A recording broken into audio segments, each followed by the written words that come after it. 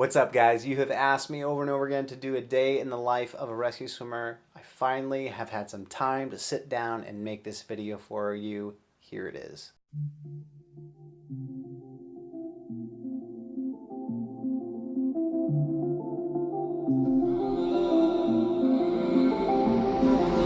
Tell me don't fake out on a fairy tale now. Don't tell me no.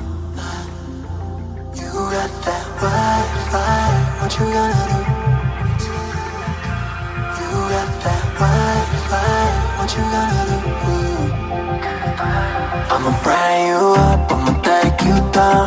I don't want you to be on the ground. I'ma follow you in, taking you out. I don't want you to get on my brain.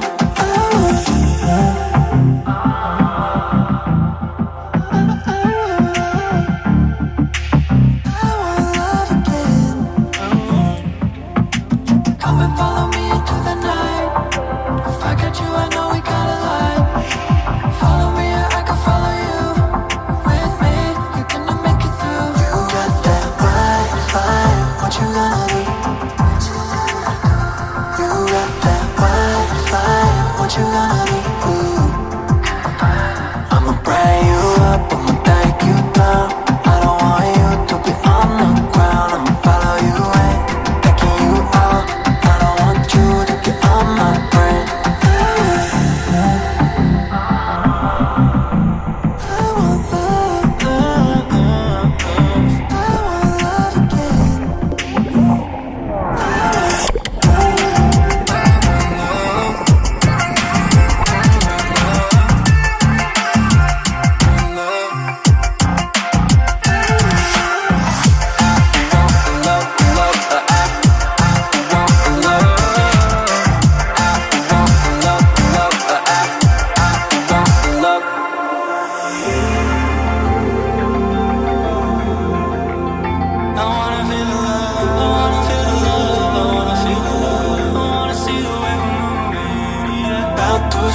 I'm not too afraid of love.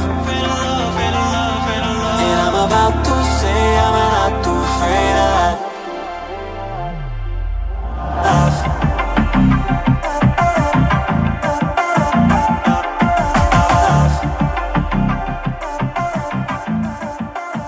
So I'ma bring you up, I'ma take you down. I don't want you to be on the ground.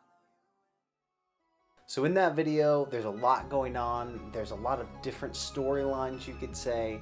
There's a lot of different events or flights that I packed into one little video.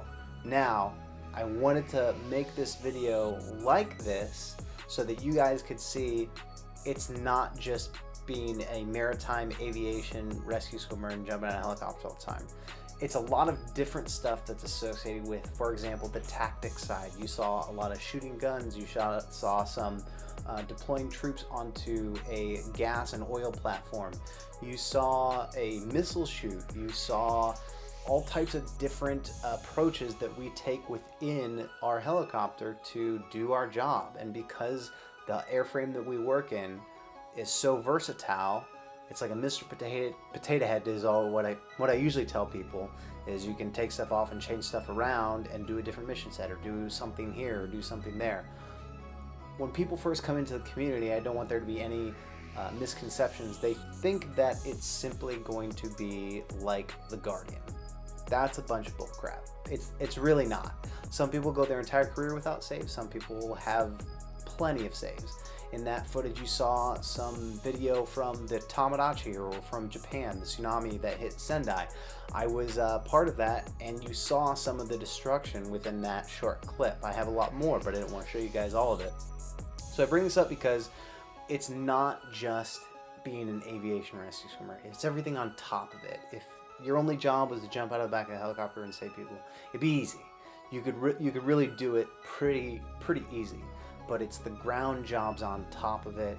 It's the tactics on top of that. It's everything involved in all of these things put into one. So I'm going to go through one or two scenarios here kind of in that video. So you saw SAR jumps. SAR jumps is something that you have to requal very regularly. So jumping out of a helicopter. Now, a day like that for that flight is you would wake up probably around 10 because you're going to be flying late. You're going to be flying in tonight because you're going to do day jumps and you're going to do night jumps. You're going to wake up around 10, maybe a little bit earlier depending on yourself. You want to make sure you get enough sleep and your actual sleep schedule is on par with where you're going. If you haven't checked out my video on why sleep's important to you, I'm going to link it above right there. I always forget which side of the screen it's actually on. So I'm going to link it up there. Check out why sleep's important and how that plays into your recovery process as far as getting better at physically and mentally. Now, wake up 10:30, 10, go maybe work out, go into work. So now you're going in, you got your flight brief. Let's say you do your SAR brief for your jumpers around 12, then around 1300, which is 1 o'clock for people still who are civilians. 1 o'clock, you have your flight brief. Then from the flight brief, you go, and about 2 hours before your flight, you go and you take off 2 hours from your brief. Now, in between that time, maybe grab a little bit of dinner, lunch, depending on when your flight is. Then from there, you're going to go to get your gear ready, make sure everything's set before you actually go out to the bird. Now, in the clip you saw me walking out to the bird, I'm in full SAR gear. Normally, you would bring your SAR gear to the aircraft because you don't know when that rescue is potentially going to come. So you'll usually always fly with a crew chief, which is a senior crewman, and then you'll fly with a rescue swimmer, so you have a dual crew concept. So that's one day. Another day that you might do is you might do a tactics flight. You might be training with one of the SEAL teams in your area. You might be working with pararescue. You might be working with SF guys. You might be working with Coast Guard. At the last command I was at, we did everything from anti-piracy to anti-drug to all kinds of different training with Marines to Air Force. We worked with a broad spectrum of a lot of people. Those briefs varied on what we did, and we always made sure that we briefed everything that we planned to do and everything that was going to happen and contingencies and where we're going to go without getting too much into the high side of things, what I call it. With all these things, you also have ground jobs associated with what you're doing. These ground jobs are something like NATOM. So you're working with training jackets, making sure all the training that you did is logged in the proper context, and when people are coming due, they don't expire. You may work in tactics. You may work right in the flight schedule.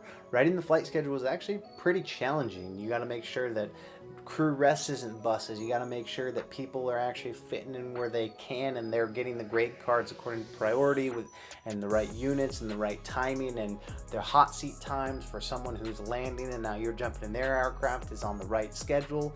So all of these jobs are challenging if they were just a primary job, but you're doing them on the side as what's called a collateral duty.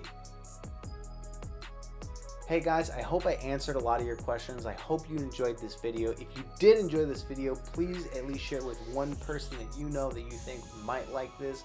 2, make sure you hit that like button. 3, subscribe, and we will do more videos here soon.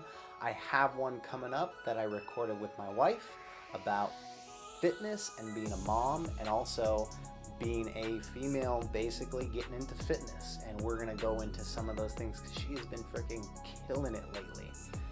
And I'll see you next time.